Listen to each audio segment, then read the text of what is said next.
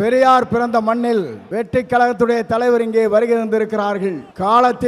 காலத்தின் கடலில் கூடியிருக்கிற கூட்டத்தை பார்க்கிற போது நாளை தமிழகத்தினுடைய முதலமைச்சர் என்ற வரலாற்று படைக்கிற கூட்டமாக இந்த கூட்டம் இங்கே இருக்கிறது.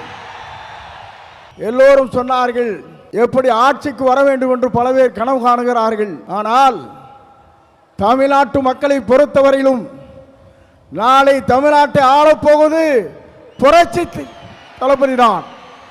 இதை யாராலும் மாற்றி காட்ட முடியாது என்ற வரலாறு தான் பெரியார் மண்ணிலே இன்றைக்கு காணுகிற காட்சியை நாங்கள் காணுகிறோம்.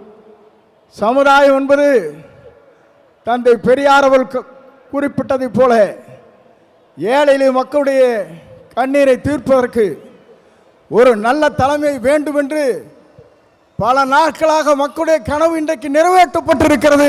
மிக விரைவிலேயே தான் அந்த கனவு என்பது எல்லோரும் கூடுவார்கள், கூட்டம் கூடும், கலைந்து போகும். ஆனால் நம்முடைய கூட்டத்தை பொறுத்தவரையிலும் எதிர்கால தமிழகத்தை உருவாக்க இருக்கிற வெற்றி கழகத்துடைய தலைவர் அவருடைய வரலாற்றை படைப்பதற்கு இங்கே பெருந்திரளாக இங்கே வருகின்றிருக்கிறீர்கள். அதோடு மட்டுமல்ல, சிலவே நினைக்கிறார்கள் தலைவரை பொறுத்தவரையிலும் மனிதனை மிக்கவர், நல்லவர், வல்லவர், உங்களுக்காகவே வாழ்ந்து கொண்டிருப்போர் என்பதை மறந்துவிடக் கூடாது.